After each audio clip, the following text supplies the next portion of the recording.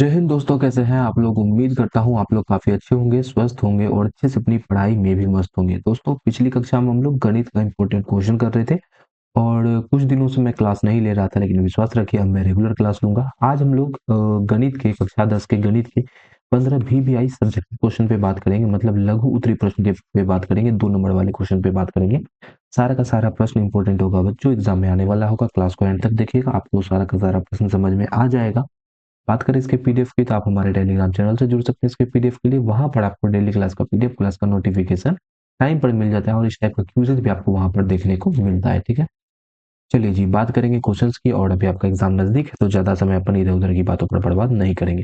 पहला प्रश्न आपका अभाज्य गुणनखंड से है और याद रखिएगा जो भी प्रश्न अपन कर रहे हैं सारा का सारा प्रश्न आपका 2024 के एग्जाम में पूछा जा चुका है बच्चों। 2024 के एग्जाम में पूछा गया प्रश्न है सारा का सारा। प्रश्न है कि अभाज्य गुणनखंड विधि द्वारा 24 और 36 का मोसो और लोसो निकालें। एलसीएम और एचसीएफ निकालना है 24 और 36 का। ठीक है, तो पहली बार सीधा सीधा बनाना शुरू करेंगे। 24 को हम लोग लिख सकते हैं 2 दूना 4 दूना 8 अतिया 24। इसी तरह 36 को लिखना है तो लिख सकते हैं 2 दूना 4 या 12 अतियाई 36। अब देखिए इसका क्या क्या निकालना है। इसका पहली बात तो सर जी एचसीएफ निकालना है, और क्या निकालना है, और सर जी इसका एलसीएम भी निकालना है। तो फटाफट से जोड़ा लगाते हैं जी। तो देखिए पहला देखिए एचसीएफ क्या होगा, जो दोनों में कॉमन होगा। तो देखिए ये वाला दो दोनों में है, ये वाला दो दोनों में है, तो और ये वाला तीन दोनों में है। एचसीएफ क्या हो जाएगा, एक दो दो दो और फिर तीन, तो तीन दूना छह दूना 12 इसका एचसीएफ हो जाएगा। एलसीएम निकालेंगे तो सर जी ये जो चीज हुआ जो दोनों में उसको तो लिखेंगे, 2 गुना 2 गुना 3 तो लिखेंगे, बाकी जो बच गया ये वाला 2 ये वाला 3 इसको भी लिखेंगे। अब गुना कर देंगे, 3 दूना 6 या 18, 3 दूना 6 36 दूना 72। इसका एलसीएम की बात करेंगे तो 72 हो जाएगा और एचसीएफ की बात करेंगे तो 12 हो जाएगा। ये हो जाएगा इसका आंसर। ठीक है, चलिए अगला प्रश्न है, इसका मूल निकालना है। मूल मतलब सर जी एक्स का मान निकालना है। तो पहले समीकरण लिखेंगे 2x² माइनस का 3x माइनस का 5 बराबर का 0। अब उसके बाद सर जी 5 और 2 को गुना करेंगे तो 5 दूना 10 हो जाएगा। देखिए 2 से भाग लगाएंगे 5 बार में, 2 और 5 अभाज्य गुणनखंड होगा। 3 माइनस 3 पुराना है, तो इसको ऐसे लिखेंगे 2x² माइनस का 5x प्लस का 2x माइनस का 5 बराबर 0। अब बताइए -5x plus 2x minus 3x हो जाएगा।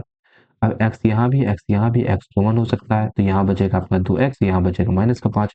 इसी तरह इन दोनों में कुछ न कॉमन है तो एक ले लेंगे, यहाँ बचेगा 2x और इधर बचेगा आपका माइनस का 5 बराबर का 0। 2x प्लस का माइनस का 5, 2x माइनस का 5 दो जगह है कॉमन, 2x माइनस का 5 कॉमन ले लेंगे, इधर आपका x बचेगा और इधर आपके प्लस का 1 बचेगा बराबर का 0। अब देखिए दोनों गुना होकर 0 के बराबर है, मतलब या तो ये आपका 0 के बराबर होगा, तो यहाँ से x बराबर आपका 5/2 आ जाएगा, और या तो x प्लस 1 0 के बराबर होगा, यहाँ से x बराबर आपका 1 प्लस में, इधर आकर माइनस में, तो माइनस का 1 आ जाएगा। यही हो गया शून्य का मूल, इसी को बोलते हैं मूल। मतलब अल्फा बीटा, तो एगो का मान 5/2 निकल गया, एगो का मान माइनस का 1 निकल गया। अगला देखेंगे, द्विघात बहुपद ज्ञात करें जिसके शून्यकों का योग और गुणनफल क्रमशः दे रखा है। शून्यकों का योग दे रखा है पहली बात तो, मतलब अल्फा प्लस बीटा दे रखा है। अल्फा प्लस बीटा क्रमशः दिया हुआ है ना, मतलब पहले योग बोला है तो योग 0 है, और दूसरा गुणनफल बोला है तो गुणनफल -4 है, और अल्फा इंटू बीटा कितना दे रखा है, -4 दे रखा है। आपको बहुपद निकालना है। सर जी बहुपद का फॉर्मूला होता है, बहुपद बराबर होता है x² माइनस का alpha plus beta into x plus का अल्फा इंटू बीटा, ये फॉर्मूला होता है। x² माइनस का अल्फा प्लस बीटा का मान 0 है, ये हो जाएगा 0 इंटू एक्स, और प्लस का अल्फा प्लस बीटा का मान, अल्फा इंटू बीटा का मान -4 है, तो यहाँ -4 हो जाएगा, तो ये हो जाएगा x²।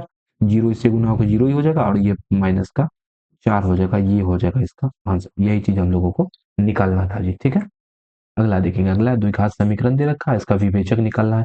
अब सर जी विवेचक किसको बोलते हैं, तो ये आपका डी का वैल्यू हो जाता है। ठीक है, तो आपको डी का मान निकालना है। तो डी बराबर फॉर्मूला क्या होता है सर जी, डी बराबर फॉर्मूला होता है b² माइनस का 4ac। अब देखिए यहाँ पर डी का मान क्या है जी, डी का मान यहाँ पर सर जी ये होता है ए, ये होता है बी और ये होता है सी। अब देखिए ए बी उलट फेर करके दिया हुआ है, तो बी का मान यहाँ ए है, तो यहाँ पर a² लिखेंगे माइनस का 4।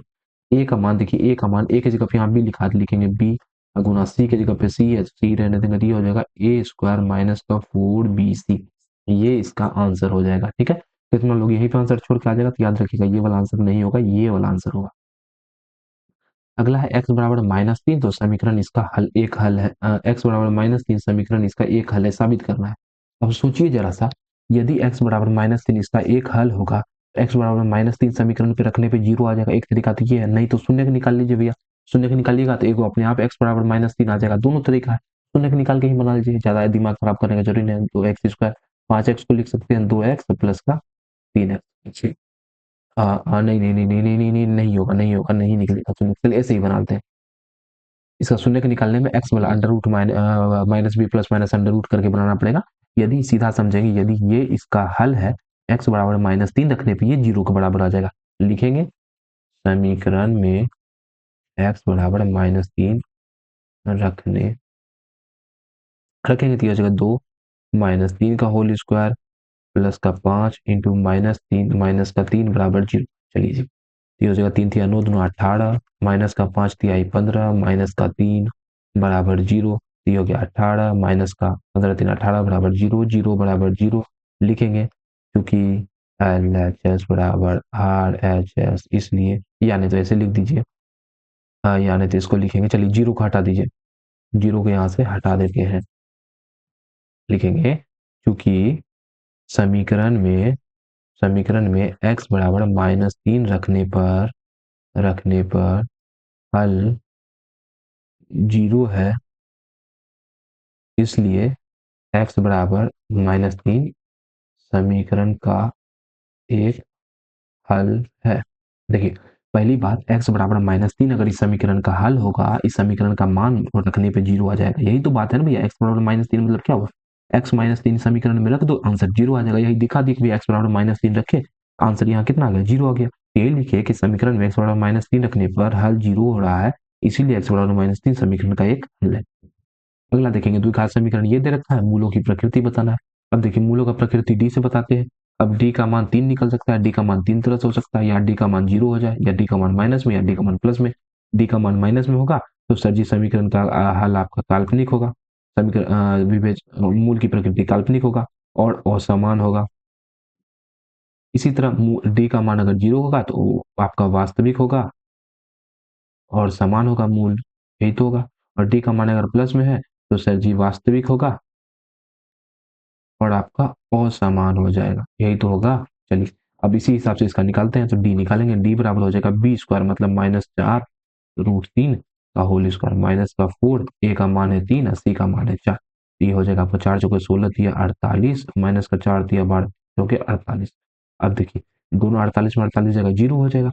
अब आप ही बताइए डी का मान 0 हो जाए, लिखेंगे चूंकि डी बराबर 0, इसलिए मूल मूल कैसा होगा जी, मूल आपका वास्तविक होगा, वास्तविक होगा तथा समान होगा, तथा समान होगा।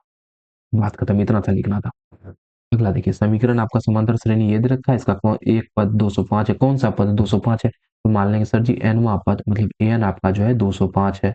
a का मान कितना है, a का मान 7 है, d का मान कितना है, d में 13 में 7 घटा देंगे तो 6 हो जाएगा। और कुछ चाहिए नहीं चाहिए, n का मान निकालना है, कौन सा पद पूछा है ना, n का मान निकालना है। तो चलिए जी सूत्र लगाते हैं, an बराबर फॉर्मूला होता है a प्लस का n-1 इंटू का d। a का मान 205 बराबर a का मान 7 प्लस का n-1 इंटू d का मान 6, साथ इधर प्लस में इधर माइनस में, तो ये हो जाएगा आपका 198 बराबर n-1 इंटू 6, 6 से ही चला जाएगा, कितना बड़ा 6 दिया 18, 6 दिया 18 तो 33 बराबर n-1, तो n का मान यहाँ से निकल जाएगा आपका 34। ये हो जाएगा इसका आंसर। केवां पद होगा जी 34वां पद जो है आपका 205 हो जाएगा, ठीक है। चलिए ए का मान ज्ञात करें, यदि समीकरण के दोनों मूल वास्तविक और समान है। अभी हमने बताया कि यदि मूल वास्तविक और समान होगा, देखिए मूल वास्तविक और समान होगा तो डी का वैल्यू कितना होगा, 0 होगा, बस यही यहाँ पर कर देना है। लिखेंगे चूंकि मूल वास्तविक और समान है, मूल वास्तविक और समान है, इसलिए क्या हो जाएगा, डी का मान कितना हो जाएगा, 0 हो जाएगा। डी मतलब b² -4ac कितना हो जाएगा, 0 हो जाएगा। b का मान है के, हो जाएगा k² -4 गुना a का मान है 2 गुना c का मान है 3 बराबर 0 हो जाएगा। k² बराबर हो जाएगा 4 गुना 8 तिहाई 24, तो k का मान यहाँ से निकल जाएगा √24। इतना दूर आता है तो इतने दूर छोड़ दीजिए, नहीं तो 24 को रूट से बाहर भी निकाल सकते हैं आपको, तो रूट से बाहर आके हो जाएगा, मतलब रूट से पूरा तो बाहर निकलेगा, 2 दूना 4 या 12 दूना तो 2√6 हो जाएगा आपका। ये हो जाएगा आपका प्लस माइनस, ठीक है, तो k का मान इतना हो जाएगा, ठीक है, ये हो जाएगा इसका आंसर, ये कर लेगा। पहली बात मूल वास्तविक समान बोला है तो डी का मान कितना होगा जी, डी का मान आपको 0 होगा। बस यही हम लोग की बी स्क्वायर माइनस 4ac बराबर 0। तो यहाँ से आपका मान रख दिए। सर जी बी का मान आपका k है तो यहाँ होगा k स्क्वायर माइनस 4, a का मान 2 बी सी का मान 4 है 3 है। तो 4 3 12 दूना 24 हो जाएगा। ये इधर लाएंगे तो माइनस इधर प्लस में हो जाएगा, बाकी इतना हो जाएगा गेम। ठीक है, अगला देखेंगे। इसमें पूछा है का योगफल होगा। भैया इस सबका योगफल मतलब SN लगेगा, यही तो लगेगा SN बराबर क्या होगा जी, SN बराबर दो फॉर्मूला होता है। एक होता है आपका n/2 into 2a plus n minus 1 into b, और एक फॉर्मूला ये इसका ही होता है n/2 इंटू a प्लस का an होता है आपका nवां पद, मतलब जितना आखिरी तक दे रखा है। ठीक है, अब देखिए फटाफट काम करते हैं। पहली बात तो इसमें कितना पद है ये हमको नहीं पता है, तो पहले हमको n का मान चाहिए निकालने के लिए, योग निकालने के लिए n का मान चाहिए ना जी, n का मान निकालेंगे। ये मान लेते हैं जो 81 दे रखा है nवां पद है, मतलब an का मान जो है 81 है। ठीक है, 81 तक ही ना बताना है, इस यहाँ तक पद गिन लेते हैं कैगो का। तो an बराबर हो जाएगा, an बराबर हो जाएगा a मतलब 5 प्लस का n माइनस का 1 इंटू डी। देखिए कितना 4 है, 4 4 ऐड कर रहे हैं बराबर 81 हो जाएगा। प्लस का 5 उधर जाकर माइनस का, तो n माइनस 1 इंटू 4 बराबर 81 में से 5 घटा देंगे तो आपका 76 हो जाएगा। और 4 से कितना बार में चला जाएगा जी, ये चला जाएगा 19 बार में। n माइनस 1 बराबर 19 आ गया, n बराबर यहाँ से आपका 20 आ जाएगा। ठीक है, अच्छा जी n का मान पता लग गया। अब फटाफट मान रखेंगे तो हम लोग को क्या निकालना है, एक तरह से s 20 निकालना है, n का मान 20 हो गया। ये होगा 20/2 इंटू a का मान है 5 और प्लस का an का मान दे ही रखा है क्या से। चलिए जी करते हैं, इससे ही चला जाएगा 10 बार में, और ये हो गया 10 गुना 81 में 5 जोड़ेंगे तो हो जाएगा आपका 86, और इन दोनों को गुना करेंगे तो 860 जो है इसका सही उत्तर आ जाएगा। अरे भैया 81 में 5 जोड़ेंगे 86 होगा, 86 को 10 से गुना करेंगे 860, सीधा उत्तर आ गया। ठीक है, कोई दिक्कत कोई परेशानी कोई समस्या नहीं होना चाहिए, आराम से बन जाना चाहिए। अगला प्रश्न देखते हैं। अब देखिए तुलना करके युग्म का युग्म असंगत है। अब देखिए इसका तुलना करके बताना है कि युग्म जो है असंगत है। चलिए a1/a2 निकालते हैं। a1/a2 का मान निकालेंगे कितना आ जाएगा बच्चा, ये होता है आपका a1, ये होता है आपका a2, ये होता है आपका b1, इसको बोलते हैं हम लोग b2, ये होता है c1, ये होता है आपका c2। फटाफट से मान निकालते हैं।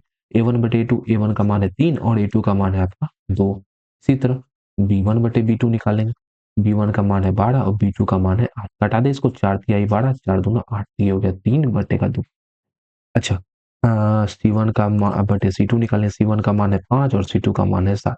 तो यहाँ से देखने पे पता चल रहा है सर जी कि A1/A2 बराबर है B1/B2 के, लेकिन ये जो है बराबर नहीं है C1/C2 के।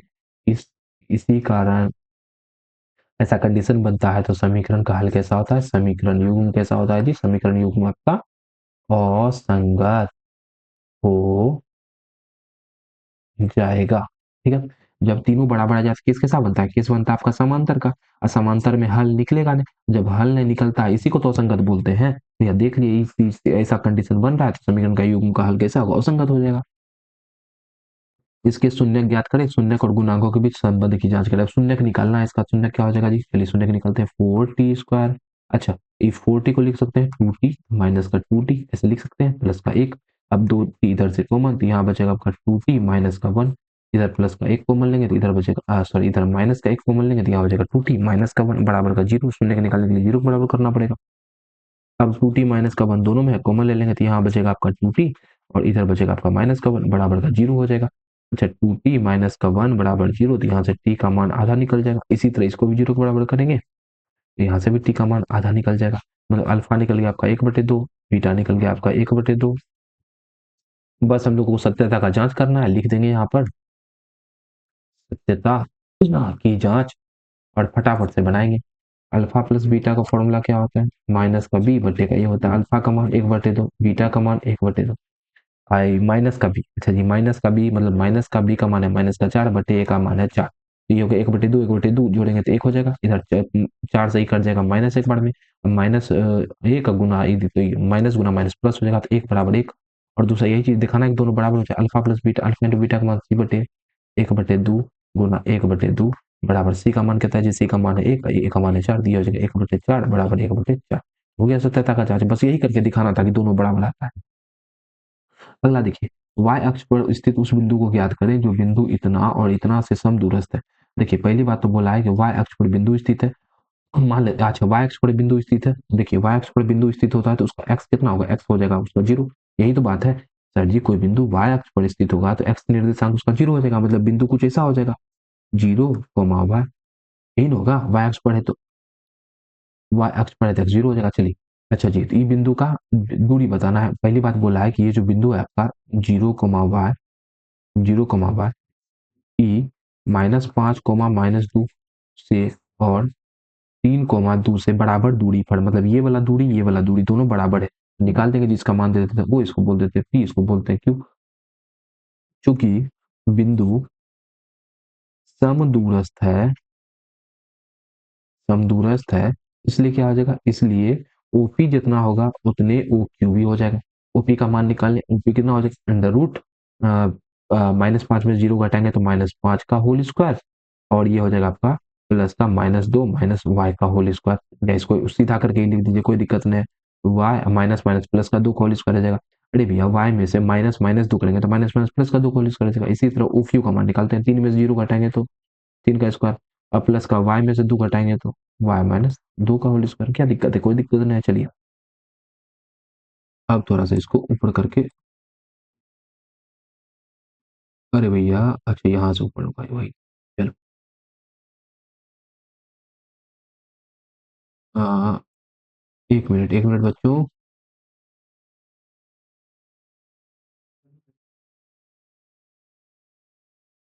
चलो कोई नहीं, इसको इसी को ऊपर कर लेते हैं बस। चलिए अब इसको अगर सॉल्व करेंगे तो ये हो जाएगा आपका, इधर भी रूट है इधर भी रूट है, कैंसल आउट हो जाएगा। -5 का स्क्वायर करेंगे तो 25, प्लस का वाई प्लस 2 का स्क्वायर करेंगे तो A square plus B square plus का 2ab, मतलब दो दूना 4 वाई हो जाएगा। इसी तरह इधर 3 का स्क्वायर करेंगे ना, प्लस का इधर करेंगे ए स्क्वायर प्लस का बी स्क्वायर माइनस का 2ab, वाई स्क्वायर इधर प्लस में कट जाएगा 25, 4 इधर हो जाएगा 29, बराबर इधर है 9, 4 13 माइनस का 4 वाई, ये प्लस का 4 वाई इधर आके माइनस का 4 वाई हो जाएगा।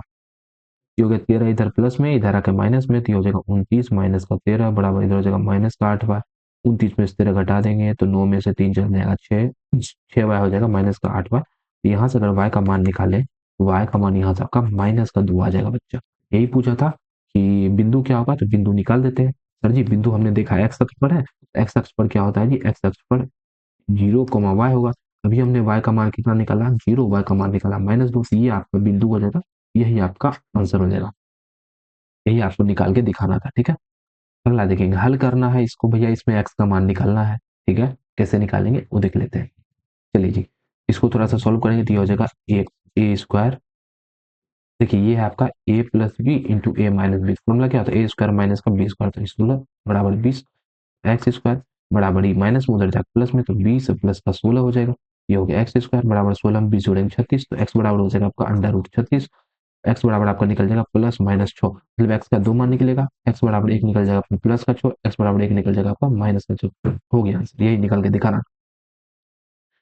बोल रहा है कि बाह्य बिंदु पी से वृत्त पर खींची गई स्पर्श रेखा की लंबाई 15 सेंटीमीटर है तथा बिंदु पी वृत्त के केंद्र से 17 सेंटीमीटर की दूरी पर है, वृत्त की त्रिज्या ज्ञात कर। चलिए जी इसको बनाते हैं। एक वृत्त है, लो भैया फटाफट वृत्त बना लिए, और बोला जा रहा है कि बाहर कोई बिंदु है, इसका नाम बाह्य बिंदु पी है। स्पर्श से वृत्त पर खींची गई स्पर्श रेखा की लंबाई, स्पर्श से वृत्त पर स्पर्श रेखा खींची, इसकी लंबाई जो है 15 सेंटीमीटर है, और यहाँ से वृत्त के केंद्र की दूरी 17 सेंटीमीटर है। अब बताना है कि वृत्त की त्रिज्या क्या होगी, तो आपको पता है कि ये लंब होता है सर जी, लंब ये सामने वाला भुजाकर, ये हो जाएगा आपका, ये हो जाएगा आपका आधार। इसको ये निकालना है त्रिज्या, तो त्रिज्या त्रिज्या बराबर क्या हो जाएगा, त्रिज्या बराबर हो जाएगा आपका अंडर रूट कर्ण का स्क्वायर मतलब 17 का स्क्वायर माइनस का लंब आधार का स्क्वायर मतलब 15 का स्क्वायर। कर्ण का 17 का स्क्वायर 2 8 9, 15 का स्क्वायर 2 2 5, तो करेंगे तो ये हो जाएगा सर जी 4, और यहाँ हो जाएगा आपका 6। ये निकालेंगे सर जी 64 का रूट करेंगे तो ये आपका 8 हो जाएगा, तो यहाँ से आपका त्रिज्या बराबर, त्रिज्या कितना आ जाएगा, त्रिज्या आ जाएगा 8 सेंटीमीटर, यही इसका आंसर हो गया, ठीक है।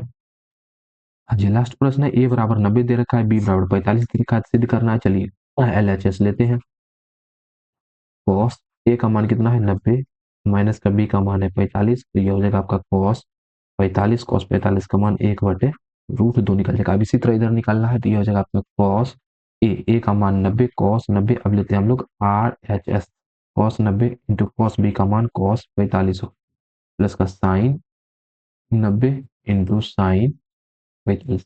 अब आप ही बताइए cos 90 का मान 0 होता है, 0 को इससे गुना करेंगे तो 0 ही हो जाएगा।